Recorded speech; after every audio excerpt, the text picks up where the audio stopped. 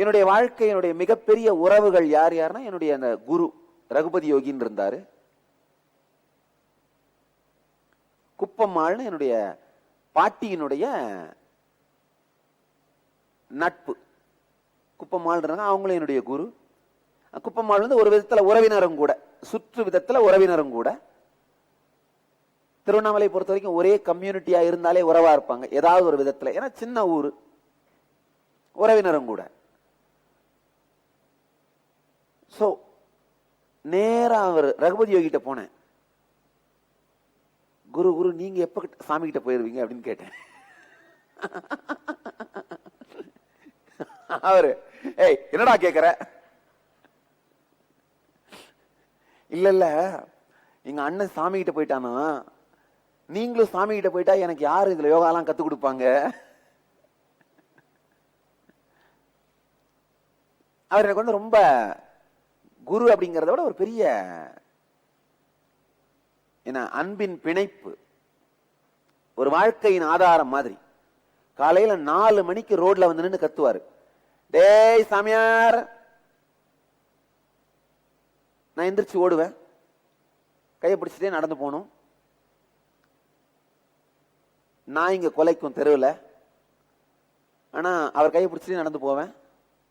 வேகமா நடப்பாரு, அந்த வேகத்துக்கு நடக்கணும். பக்கத்து தெருவில் அந்த உடுப்பி ஹோட்டல், அப்ப இருந்த ஹோட்டல் இன்னமும் இருக்கு. அவர் நம்முடைய பக்தர். இப்போ அவர் ஹோட்டலுக்கு தான் போவோம். அருமையான காஃபி. அவர் ஒரு காஃபி குடிப்பாரு, நான் ஒரு காஃபி, எனக்கு ஒரு காஃபி. அந்த ஹோட்டல் ஓனர் வந்து இவருடைய சீடர். அதனால அவர் சொல்லிடுவாரு, ஏய் இந்த பையனை சும்மா நினைக்காத, இவனுக்கு காஃபி கொடுத்ததுக்காக நீ நாளைக்கு பெருமைப்படுவ. அந்த ஹோட்டலுக்காரனுக்கு, அந்த ஹோட்டல் ஓனருக்கு. இன்னும் அந்த ஹோட்டல் ஓனர் இருக்காரு, ராமச்சந்திர உபாத்தியாயன் பேர். இப்ப திருவண்ணாமலைக்கு போன கூட வந்துட்டு பார்த்துட்டு போனாரு. சாமியுடைய பரம பக்தர்.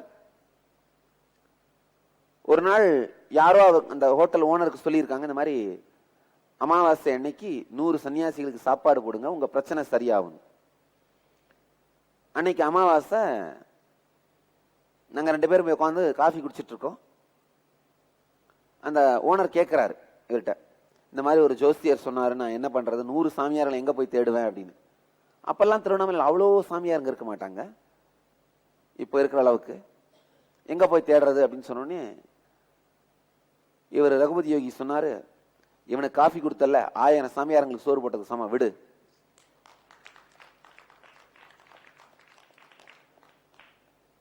போதும் விடு அப்படின்றாரு.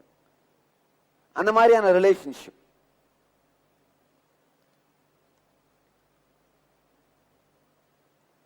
அவர்கிட்ட நான் கேட்டேன், குரு குரு நீங்க எப்போ சாமி கிட்ட போயிருவீங்க? அவர் சிரிச்சுக்கிட்டே, ஏண்டா கேக்குற அப்படின்னாரு. இந்த மாதிரி அண்ணன் சாமி கிட்ட போயிட்டான், திரும்பி வரமாட்டான்னு சொன்னாங்க. பாருங்க, எனக்கு பூஜை பண்றதுக்கு சந்தனாரிக்கு ஆள் இல்ல, பூ பறிச்சு கொடுக்க ஆள் இல்ல.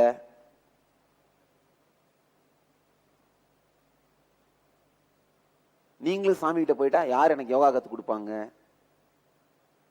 அவர் சொன்னார், கவலைப்படாதரா, உனக்கு நீ கத்து முடியற வரைக்கும் நான் சாமி கிட்ட போக மாட்டேன். நீ எல்லாம் கத்து முடிச்ச அப்புறம் தான் நான் சாமி கிட்ட போவேன், கவலைப்படாத அப்படின்னாரு. உடனே செட்டில் ஆயிட்டேன். ஆனாலும் வாழ்க்கையினுடைய பாகமாக இருக்கிற ஒவ்வொரு பொருள்கிட்டையும் போய் நின்று கேட்பேன், நீ எப்ப சாமி கிட்ட போயிருவ, நீ எப்ப சாமி கிட்ட போயிருவ? அந்த ஆழமான நிலையாமை அப்படிங்கிற சத்தியம் சார்ந்தே எல்லா முடிவுகளையும் எடுக்க துவங்கினேன். அதாவது வாழ்க்கையில முதல் அன்கிளச்சிங் நடந்துருச்சு. எது மேலேயும் எமோஷனை இன்வெஸ்ட் பண்றது இல்லைன்னு ஆயிருச்சு. நல்லா புரிஞ்சுக்கோங்க.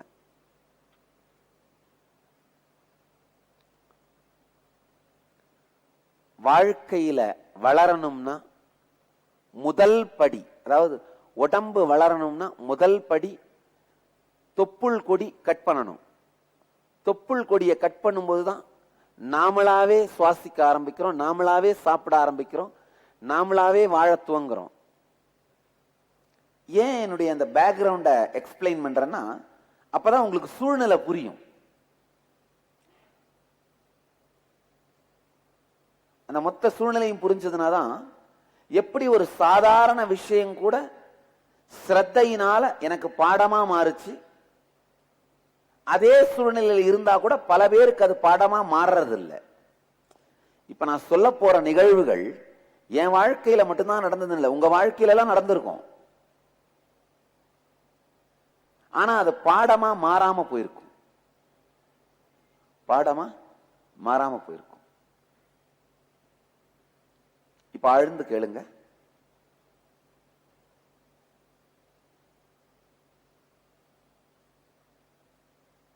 நான் சொல்லிட்டு இருந்த மாதிரி ஒரு சின்ன கிராமம், மேபி பெரிய கிராமம்னு சொல்லலாம் இந்தியாவோட ஸ்டாண்டர்ட் படி.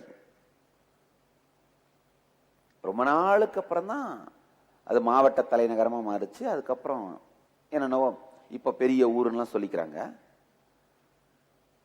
இன்னமும் என்னால அந்த ஊர் இருக்கிற, நான் பிறந்து வளர்ந்தப்போ இருந்த ஊர் ஒரு 50 வீதி, ஒரு வீதியிலையும் ஒரு வீட்டு பேரை என்னால சொல்ல முடியும். இன்னமும் அந்த தெருவில் இறங்கி நடந்தேன்னா ஒருத்தரையும் வீட்டு பேரை சொல்லி என்னால கூப்பிட முடியும். அப்படின்னா என்ன அர்த்தம்னா, எல்லாருக்குமே எல்லாரையுமே தெரியும்,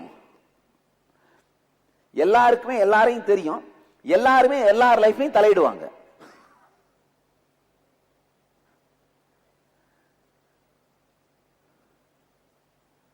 அது அவங்க பர்சனல் லைஃப் எல்லாம் எதுவுமே கிடையாது.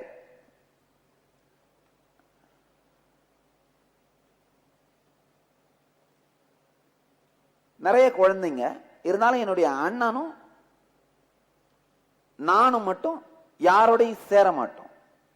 அவன் கொஞ்சம் பேச வராது, திக்குவாய் மாதிரி, கொஞ்சம் செவிடு ஊமை நேச்சுரலா. அதனால யாரோடையும் யாரும் அவனை விளையாடுறதுக்கு சேர்த்துக்க மாட்டாங்க, அவனை தனியா விட்டுருவாங்க. ஆனா பயங்கர பலசாலி, முரடன், யாரா இருந்தாலும் கைதான் பேசும், வாய் பேசாது, அதனால கைதான் பேசும். நானே போய் யாரோடையும் விளையாட மாட்டேன், எனக்கு அந்த டைமென்ஷனே கிடையாது. இது வரைக்கும் ஒரே ஒரு தரம், அப்கோர்ஸ் இந்த என்லைட்டன் ஆன பிறகு ஆசிரமத்து பிரம்மச்சாரிகளோட உட்காந்து விளையாடினா உண்டு. இப்பெல்லாம் இவங்களோட டைம் கிடைச்சா உட்காந்து விளையாடுறேன், செஸ் விளையாடுவேன். மற்றபடி சின்ன வயசுல எந்த விதமான இந்த குழந்தைகளுக்குரிய என்டர்டெயின்மெண்ட்டையும் லைஃப்ல பார்த்ததே கிடையாது. ஒரு தரம் இந்த கோழி ஆடுறது, கோட்டிப்புல் விளையாடுறது, சின்ன பசங்களாம் விளையாடுவாங்க கிராமத்துல, கிரிக்கெட்டு, ஒரே ஒரு தரம் ஒரு விளையாட்டுக்குள்ள இறங்கினது கிடையாது. வாழ்க்கை விளையாட்டு மட்டும்தான், வேற எதுலையும் இறங்கினது கிடையாது. என் வயசுக்கு மீறின மெச்சூரிட்டிங்கிறதுனால இறங்கினது இல்லை, எதுவும் பிடிக்கிறதும் இல்லை, எதுக்கும் போக மாட்டேன். 24 மணி நேரம் ஒரே வேலை என்னன்னா, ஏதாவது விக்கிரகங்கள் செய்யறது, அதுக்கு அலங்காரம் பண்றது, பூஜை பண்றது, விளையாடுறது, இல்ல படிக்கிறது, ஆன்மீக புத்தகங்களை படிக்கிறது. பூஜை தான் தெரிஞ்ச ஒரே விளையாட்டு, செஞ்ச ஒரே விளையாட்டு.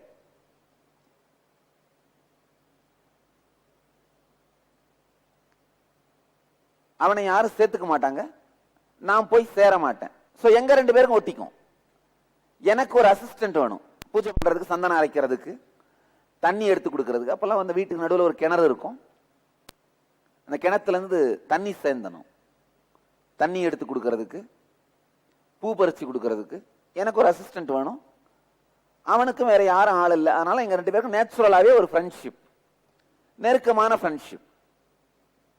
எனக்கு ஒரு பெரிய செக்யூரிட்டி மாதிரி, என்னுடைய ஃபர்ஸ்ட் செக்யூரிட்டி, செக்ரட்டரி எல்லாம் அவன் தான். எனக்கு ஃபர்ஸ்ட் செக்யூரிட்டி அவன் தான். பூஜை பண்ணும்போது இல்லை யாரும் நடுவில் அங்க சத்தம் போடக்கூடாது, டிஸ்டர்ப் பண்ணக்கூடாது. ஏதாவது குழந்தைங்க வந்தா அந்த இடத்துல விளையாடினா இல்லை டிஸ்டர்ப் பண்ணா அவங்களெல்லாம் சைலண்ட் ஆக்கிற செக்யூரிட்டி. எல்லா குழந்தைகளை விடையும் எனக்கு அவனோட ரொம்ப நெருக்கம், அவனுக்கும் அதே மாதிரி என்னோட ரொம்ப அந்யோன்யம், நெருக்கம்.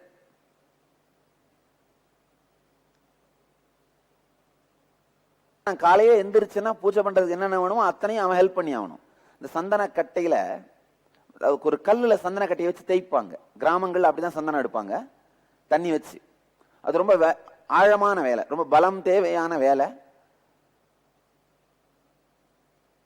அவன் கல்லை பிடிச்சானா நான் அந்த சந்தன கட்டையை வச்சு தேய்க்கணும், இல்ல நான் கல்லை பிடிச்சிட்டேன்னா அவன் வச்சு அந்த சந்தன கட்டையை தேய்க்கணும், இல்லைன்னா சந்தன கட்டை வந்துட்டே போகும்.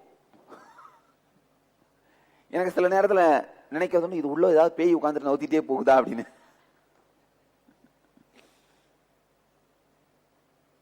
எத்தனை பேர் அதை பார்த்துருக்கீங்க? சந்தன சின்ன கல் இருக்கும், அதுல கட்டையை வச்சு தைக்கணும், அப்பதான் சந்தனம் ரெடி பண்ண முடியும் பூஜைக்கு. சோ அவனுடைய அசிஸ்டன்ட் எனக்கு காலையில இருந்து நைட்டு வரைக்கும் வேணும். எங்கேயாவது நான் வெளியில போனாலும் இந்த பூ பறிக்கிறதுக்கோ இல்ல கோயிலுக்கோ போனாலும் எனக்கு செக்யூரிட்டி அவன் தான். திடீர்னு ஒரு நாள் இந்த ஸ்கூல் லீவ் விடும் பொழுது குழந்தைங்களாம் என்ன பண்ணுவோம், இந்த லோக்கல்ல உள்ளூர் அக்கம் பக்கத்துல இருக்கிற உறவினர்கள் வீட்டுக்கு போயிட்டு வருவோம். என்ன மிஞ்சி போனா 100 கிலோமீட்டருக்குள்ளேயே எல்லாம் 100 கிலோமீட்டர் தான் எல்லாமே, அதுக்கு மேல ஒண்ணும் கிடையாது. என்ன அம்மா சைட்ல இருந்து ஏதாவது ஒரு வீடு, அம்மா சைட்ல இருந்து பக்கத்து தெருவே, அப்பா சைட்ல இருந்து ஏதாவது அத்தையோட ஊரு, இல்ல யாராவது மாமி, இவங்க யாராவது இவங்களோட 2-3 ஊர்கள் தான், அவ்வளவுதான், வேற ஒண்ணுமே கிடையாது. பக்கத்துல ஒரு கிராமம் சிறுமயிலூர்னு. அண்ணா வந்து அந்த கிராமத்துக்கு போனா விளையாடுறதுக்காக, இந்த ஹாலிடே டைம்ல, மே மாசம் ஏப்ரல் மேல ஹாலிடே, ஸ்கூல் ஹாலிடேஸ். அப்ப போனா தவறி ஒரு தரை கிணத்துல விழுந்து இறந்து போயிட்டான். இந்த தரை கிணறுன்னு சொல்லுவோம் பாத்தீங்களா, செவரில்லாத கிணறு, அதுல விழுந்து தவறி இறந்து போயிட்டான். நேத்து வரைக்கும் என் கூட இருந்து எனக்கு அசிஸ்ட் பண்ணிட்டு இருக்கான், ஒன்னா விளையாடிட்டு இருக்கிறோம். திடீர்னு இன்னைக்கு வீட்டுக்கு நடுவுல அந்த பணத்தை எடுத்துன்னு நிறுத்துறாங்க, படுக்க வச்சிருக்காங்க, ஒரு டேபிள் போட்டு அந்த டேபிள் மேல பணத்தை படுக்க வச்சு.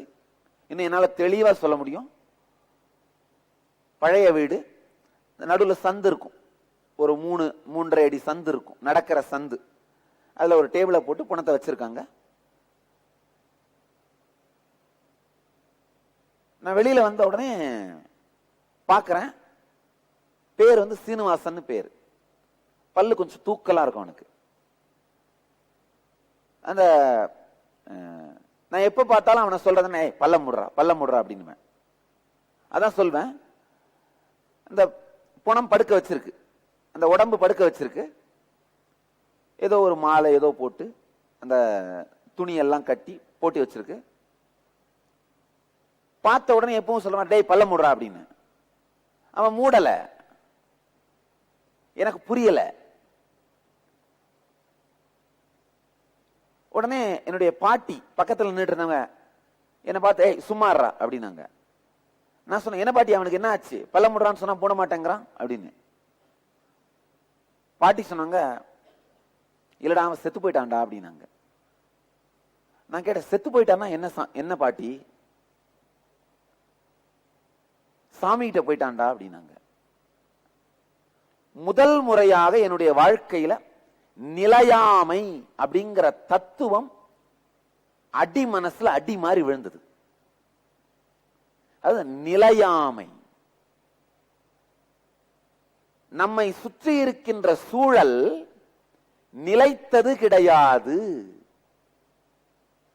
அதாவது இதுக்கு, இந்த நிகழ்ச்சிக்கு முன்னாடி வரைக்கும் காலையில எந்திரிச்சுன்னா என்ன, அண்ணாமலையை பார்ப்பேன், அண்ணாமலையார் கோயிலை பார்ப்பேன். இதெல்லாம் எப்படி பர்மனன்ட்டோ அதே மாதிரிதான் சுத்தி இருக்கிற நபர்கள் எல்லாமே பர்மனன்ட் நினைச்சிட்டு இருந்தேன்.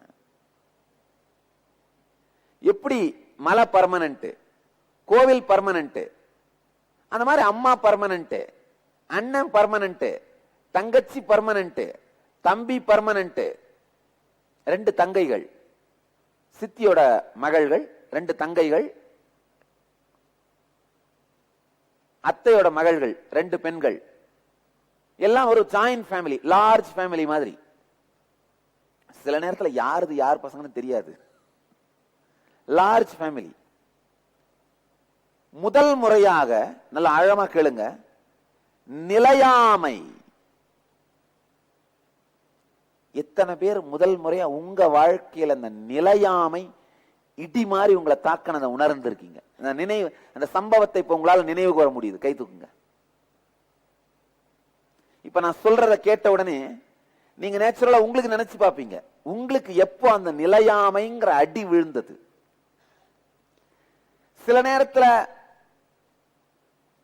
முதல் மரணத்தை பார்க்கும் போதே விழுந்துராது, சில நேரத்துல அந்த அடி விழாமலே கூட போயிடலாம்.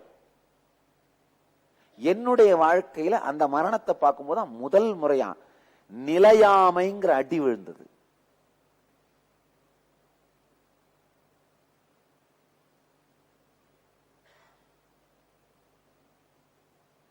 சிரத்தையுடைய இதயமாக இருந்தால் அந்த அடி பாடமா மாறிடும். நம்ம எல்லாரும் தினந்தோறும் ரோட்ல பார்க்கிற ஒரு நோயாளி, ஒரு முதியவர், ஒரு பிணம், இதத்தான் புத்தரும் பார்த்தாரு. அவர் பார்த்த உடனே வீட்டை விட்டுட்டு காட்டுக்கு போனாரு. நாம இதெல்லாம் பார்த்த உடனே வீட்டுக்குள்ள போய் ஒளிஞ்சு பெட்ரூம் போத்தி படுத்துக்கிறோம். ரெண்டுத்துக்கு வித்தியாசம் தெரியுதா? நம்மள பல பேருக்கு ஒரு உள் மனசுல ஒரு நம்பிக்கை, நம்ம பெட்ரூம்ல போத்தி படுத்துட்டா எம வரமாட்டான்னு. எத்தனை பேருக்கு உள்ளுக்குள்ள அந்த மாதிரி ஒரு நம்பிக்கை, நல்லா பெட்ரூம்ல போய் போத்தி படுத்துட்டா யாரும் வரமாட்டாங்க அங்க அப்படின்னு. எத்தனை பேருக்கு ஆழ் மனசுல உங்களை அறியாமலே இந்த நம்பிக்கை கை தூக்குங்க. யோசிச்சு பாத்தீங்கன்னா உங்களுக்கு தெரியும், பெட்ரூம்ல போய் போத்தி இழுத்து பத்தி படுத்துட்டா என்ன?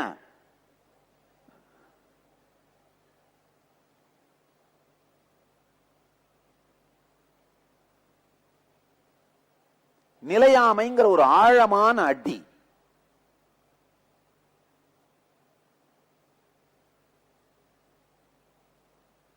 அழற அளவுக்கு புத்திசாலித்தனம் கிடையாது, அழுகின்ற அளவுக்கு புத்திசாலித்தனமான அந்த அளவுக்கு அந்த வயசு இல்லை. ஒரே பிரச்சனை என்ன, இவன் இல்லைன்னா யாரா அந்த கட்டையை பிடிப்பாங்க சந்தனம் அரைக்கிறதுக்கு? யாரு காலையில் அது எட்டாத அந்த கிளையில இருந்து பூ பறிச்சு கொடுக்கணும். நந்தியாவட்டம், அலரிப்பூ எல்லாம் இதெல்லாம் தான் ஃப்ரீயா அங்க கிடைக்கும். வீட்டுக்குள்ளேயே பின்பக்க தோட்டத்துல கார்டன் இருக்கும், வீட்டு தோட்டம். இல்லைன்னா கோயில போய் பறிச்சுட்டு வரணும். அந்த தெருவிலேயே ஒரு 4 வீடு தள்ளினா ஒரு கோவில் இருக்கு, 63 கோவில்னு சொல்லுவாங்க, சிவகாம சுந்தரி கோவில்னு. அந்த கோயில வெளியில வேற நந்தவனம் மாதிரி தோட்டம் இருக்கும். அந்த கோயில பூ பறிக்கும் போது அந்த கோயில் பூசாரி வந்து நம்மளை அட்டாக் பண்ணாம இருக்கிறதுக்கு செக்யூரிட்டி வேணும். வீட்டுல பூ பறிக்கணும் அப்படின்னா உயரம் எட்டலைன்னா பறிச்சு கொடுக்கணும். இப்ப யாரா நாளைக்கு நமக்கு பூ பறிச்சு சந்தனம் அரைச்சு கொடுப்பாங்க? ஏன்னா அவ்வளவு மட்டும் தான் தெரியும், அதுக்கு மேல வேற எதுவும் தெரியாது. அப்புறம் யாரு இந்த பசங்கள்லாம் குறும்பு பண்ணா நம்மளுக்கு செக்யூரிட்டியா உட்காருவாங்க பூஜை பண்ணும் போது? மனசுக்குள்ள ஆழமான அந்த அடி உணர்வுக்குள்ளே நிலையாமைங்கிற பாடம் பதிந்தது. ஆஹா, அப்ப நம்மளை சுத்தி இருக்கிறதா நினைச்சிட்டு இருக்கிற எல்லாமே பர்மனன்ட் கிடையாது. அதுக்கு முன்னாடி வரைக்கும் பாத்தீங்கன்னா எல்லாமே பர்மனன்ட்ங்கிற ஒரு ஃபீலிங்.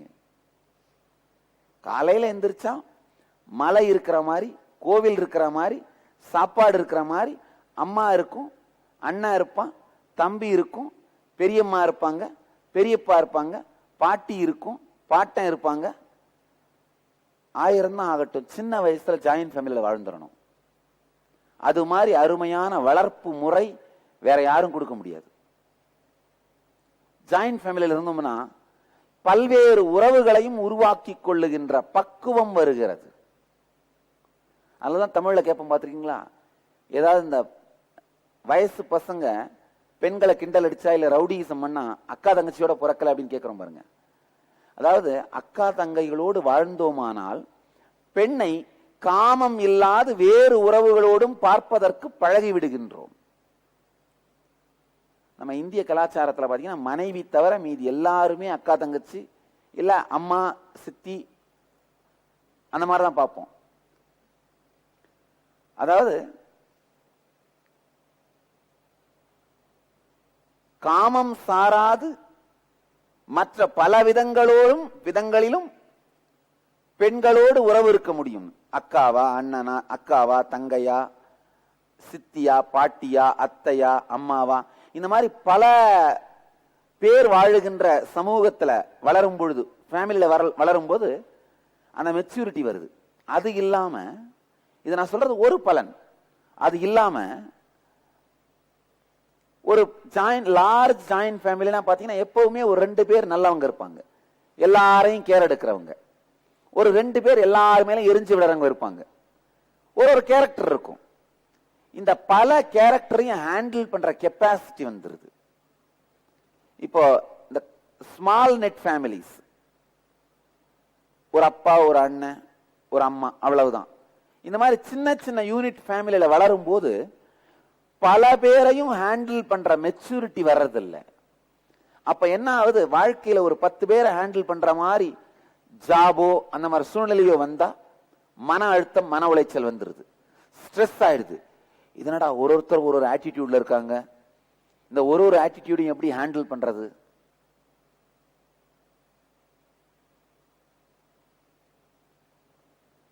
ஜாயிண்ட் ஃபேமிலி அழிஞ்சது, இந்த கூட்டு குடும்ப முறை அழிஞ்சதுதான் மன உளைச்சலுக்கான, மன அழுத்தத்துக்கான ஒரு பெரிய காரணம்.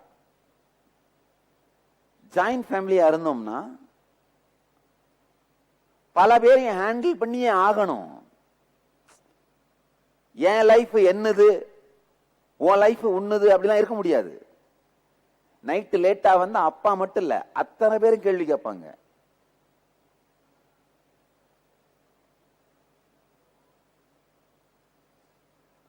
நம்ம என்ன பண்றோம்னு எல்லாரும் பார்ப்பாங்க.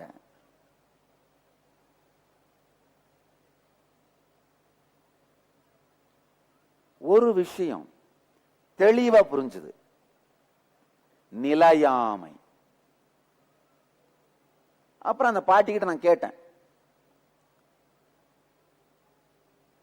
இந்த முந்தானையை பிடிச்சி பிள்ளைங்க இழுக்கும் பார்த்துருக்கீங்களா, அந்த மாதிரி சின்ன பையன்றதுனால பாட்டியோட முந்தானையை பிடிச்சி இழுத்து சாமி கிட்ட போயிட்டான்னா எப்ப பாட்டி வருவான், அதெல்லாம் வரமாட்டான்டா அப்படின்னாங்க. எனக்கு அந்த வயசுல சாமின்னா ஒன்னே ஒண்ணுதான், சபரிமலை ஐயப்பன் தான் சாமி. அதனால உடனே நான் நினைச்சிட்டேன், இல்ல இல்ல இந்த தடவை சபரிமலைக்கு போறல, அப்ப அங்க இருப்பான்ல, அழைச்சிட்டு வந்துடுறேன் அப்படின்னு மனசுல நினைச்சுட்டேன். இவங்க கிட்ட சொல்லல, மனசுல நினைச்சிட்டேன். அப்புறமா வெளியில போய் நின்றுட்டு, தெளிவா எனக்கு ஞாபகம் இருக்கு, வாசல்ல போய் நின்றுட்டு ஒரு மாமா கிட்ட, அம்மாவுடைய 3 தம்பிங்க, அதுல ஒரு மாமா அங்க இருந்தாரு, அவர்கிட்ட கேட்டேன், மாமா மாமா சபரிமலை போற டைம் எவ்வளவு நாள் இன்னும் இருக்கு அப்படின்னு. அவர் ஏண்டா கேட்கிறேன்னாரு. பதில் சொல்லல நானு. இல்ல எவ்வளவு டைம் இருக்கு சொல்லு. ஏன்னா நான் உள்ள அங்க பாட்டிக்கிட்ட பேசும்போது சொன்ன, சாமி கிட்ட தானே போயிருக்கான், நீ போய் கூப்பிட்டு வந்துறேன் அப்படின்னு. நான் கூப்பிட்டாலும் வரமாட்டான்டா அப்படின்னாங்க. நான் நினைச்சேன், நீ திட்டிகிட்டே இருப்ப இவனை, அதனாலதான் நீ கூப்பிட்டா வரமாட்டான், நீங்கெல்லாம் யார் கூப்பிட்டாலும் வரமாட்டான், ஏன்னா நீங்க எல்லாம் இவனை திட்டுவீங்க, நான் கூப்பிட்டா மட்டும் தான் வருவான் அப்படின்னு நான் பிளான் பண்ண ஆரம்பிச்சிட்டேன். எனிஹவ் சூழ்நிலை முடிஞ்சது. அவங்க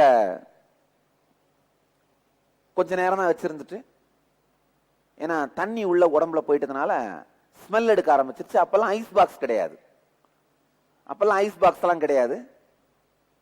சோ எடுத்துட்டு போய் தகனம் பண்ணிட்டாங்க. என்ன பண்ணணுமோ அந்த முறைப்படி எல்லாம் சடங்குகள் பண்ணிட்டு வந்துட்டாங்க. ஆனா உள்ளுக்குள்ள மட்டும் அந்த நிலையாமை, அந்த பாடம் ஸ்திரமா பதிஞ்சிருச்சு. மறுநாளோ 3வது நாளோ தான் கேட்டேன் நான். அப்பாட்ட போய் கேட்கிறேன், அப்பா சபரிமலைக்கு வர அந்த போற டைம் வர்றதுக்கு ரொம்ப நாள் ஆகும் போல இருக்கு, நீ நானும் மலைக்கு சபரிமலைக்கு போயிட்டு வந்துடலாமா, ஏன்னா அண்ணன் அங்கதான் இருக்கான் போல இருக்கு, கூட்டு வந்துடலாம் பாட்டி சொன்னாங்க. அப்பதான் அப்பா சொல்றாரு, அங்கெல்லாம் இல்லடா, திரும்பி எல்லாம் அழைச்சிட்டு வர முடியாத சாமி கிட்ட போயிட்டான்டா அப்படின்னு. அதுதான் ஆழமான அடி. ஏன்னா முதல் நாள் என்ன பண்ண, அழைச்சிட்டு வந்துட முடியும் அப்படிங்கறதுனால அந்த நிலையாமை வந்து இன்னும் ஆழமா பதியல, திரும்பி வரமாட்டான் அப்படிங்கறது ஒரு 2 நாள் கழிஞ்சுதான் புரிஞ்சுது. அப்பதான் அந்த நிலையாமைங்கிற பாடம் வாழ்க்கையா மாற ஆரம்பிக்குது. நல்லா புரிஞ்சுக்குங்க, உங்க எல்லார் வாழ்க்கையிலுமே இது வரும். ஆனா என்ன பண்றீங்க, மறந்துடுறோம். திருமூலர் ரொம்ப அழகா சொல்வாரு, பேரினை நீக்கி பிணமென்று பெயரிட்டு ஊரெல்லாம் கூடி ஒலிக்க அழுதிட்டு சூரையங்காட்டிடை கொண்டு போய் சுட்டிட்டு நீரினில் மூழ்கி நினைப்பொழிந்தனரே. நல்லா கேளுங்க. ஊரெல்லாம் கூடி ஒலிக்க அழுதிட்டு பேரினை நீக்கி பிணம் என்று பெயரிட்டு சூரையங்காட்டிடை கொண்டு போய் சுட்டிட்டு நீரினில் மூழ்கி நினைப்பொழிந்தனரே. நம்ம எல்லாருக்குமே இந்த பாடங்கள் வாழ்க்கையில் வரத்தான் செய்கின்றது.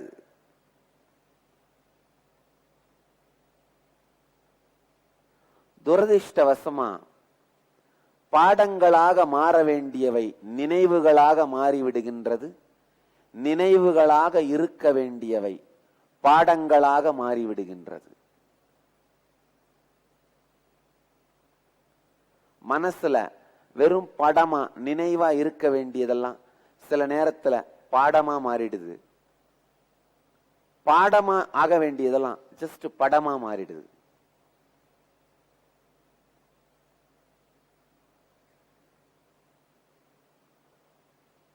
ஆனா அதிர்ஷ்டவசமா ஸ்ரத்த இருந்ததுனால நிலையாமைங்கிற பாடம் ஆழமா பதிஞ்சிருச்சு. அது அந்த மறுநாள்ல இருந்து,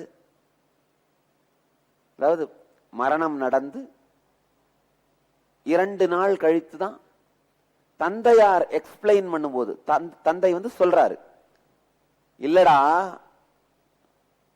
என்ன தந்தை சாமியார் தான் கூப்பிடுவார், சாமியார் பையா அப்படின்னு தான் கூப்பிடுவார். என்னை யாரும் வீட்டுல பேர் வச்சு கூப்பிட்டதே எனக்கு ஞாபகமே இல்லை. மொத்த ஃபேமிலி என்ன சாமின்னு தான் கூப்பிடும், தாய் உட்பட. இவங்கிட்ட கேட்டீங்கன்னு சொல்லுவாங்க சாமின்னு தான் கூப்பிடுவாங்க. அப்பா சாமியார் பையான்னு கூப்பிடுவாரு. இல்லடா சாமியார் பையா, அவன் திரும்பி வர முடியாத சாமி கிட்ட போயிட்டான்டா, சபரிமலைக்கு போயிட்டு வந்தா கூப்பிட்டு வர முடியாது.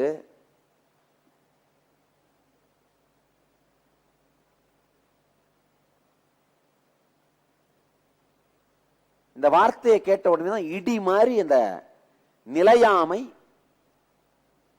நிலை கொண்டு விட்டது. முதல்ல கேட்டப்போ அந்த நிலையாமையினுடைய தாக்கம் இருந்தது. இப்ப அது ரியாலிட்டியா மாற ஆரம்பிக்குது.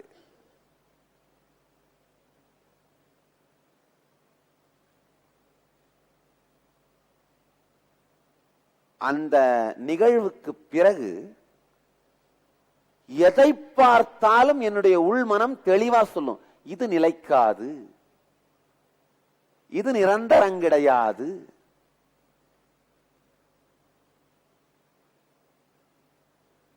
அந்த வயசுல என் வாழ்க்கையில எனக்கு ஒரு பெரிய பிரைடு என்னன்னா, அந்த அண்ணாமலையார் கோவிலை பார்த்து கோவிலே என்னதுன்ற நினைப்பு. உண்மையிலேயே அந்த கோவிலே என்னுடையது அப்படிங்கிற ஒரு நினைப்பு. அந்த குழந்தைகளுடைய ஃபேண்டசின்னு சொல்லுவோம் இல்லையா, அந்த மாதிரி காலையில இருந்து சாயந்தரம் வரைக்கும் கோயிலே தான் இருப்பேன். கோயிலே என்னது அப்படின்ற ஒரு ஃபேண்டசி, ஒரு நினைப்பு. அண்ணாமலையாருடைய ஊர்வலம் வரும்போது பாத்தீங்கன்னா அந்த முன்னாடி நடந்து போவேன். பார், என்னுடைய அப்பாவுக்கு என்னென்னலாம் சீர் செஞ்சு எடுத்துட்டு வராங்க பார். எனக்கு ஒரு மிதப்பு, ஆழமான ஒரு உணர்வு, இது நம்மளுது அப்படிங்கிற. ஆனா இந்த நிகழ்வுக்கு பிறகு அந்த கோயிலை பார்க்கும்போது, ஐயோ, அப்ப இது கூட நிலைக்காதா, இதுவும் அப்ப நிலையில்லாததா. அதாவது எது மேலெல்லாம் ஒரு ஆழமான பற்று இருந்ததோ அதை பார்த்தெல்லாம் விடுபடுத்திக் கொள்ள துவங்கினேன். நல்லா புரிஞ்சுக்கோங்க, இது எல்லாமே 10 வயசுக்குள்ளதான் நடந்தது. கையிலே எதெல்லாம் என்னுடைய வாழ்க்கையின் பாகமாக நான் நினைத்தேனோ அது எல்லாத்து மேலையும் நம்முடைய மனத்தை செலுத்துவது உடைய துவங்கியது.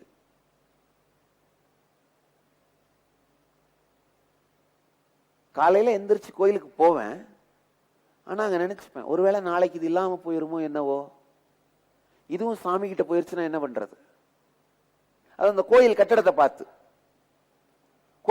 பார்த்து நினைப்பேன். திடீர்னு அந்த மலையை பார்த்து கேட்பேன், நீ சாமிகிட்ட போயிருவியா? அப்ப நான் எதை சுத்துவேன் டெய்லி?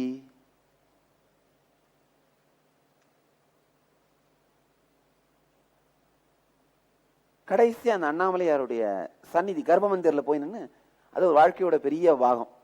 அந்த அண்ணாமலையார் லிங்கத்தை நின்று பாக்குறது. நீ சாமிகிட்ட போயிருவியா? அப்ப நான் எதை வந்து டெய்லி பார்ப்பேன்? அப்பதான் பளிச்சுன்னு ஒரு கிளிக், நீயே சாமி, நீ எங்க போவ?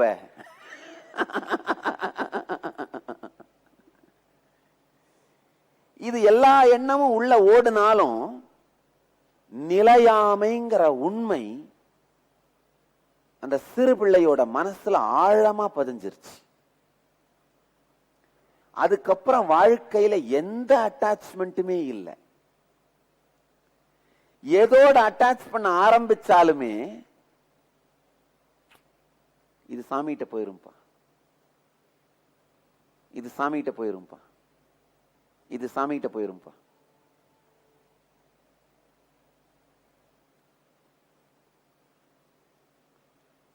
நம்ம வாழ்க்கையிலாம் கூட இந்த மாதிரி சில சூழல்கள் நடக்குது. ஆனா அஸ்ரத்தையின் காரணமாக அது படமாக இருந்து விடுகிறது, பாடமாக மாறுவதில்லை. தொப்புள் கொடி கட்டாகும் போதுதான் பிசிக்கலா நம்ம தனியா வளர ஆரம்பிக்கிறோம். அதே மாதிரி எமோஷனலான அந்த கனெக்ஷன் டிஸ்கனெக்ட் ஆனாதான் நாம இண்டிபெண்டா வளர ஆரம்பிக்கிறோம். நிலையாமைங்கிறது தொப்புள் கொடிய டிஸ்கனெக்ட் பண்றதுக்கு சமம். சமூகத்தின் மீது, வெளி உலகத்தின் மீது இருந்த நம்பிக்கை உடைந்தது. நாம பார்க்கிற எல்லா பொருளும் நம்ம வாழ்க்கையினுடைய பாகம் கிடையாது. இருந்தாலும் இருக்கலாம், இல்லாமல் போனாலும் போகலாம்.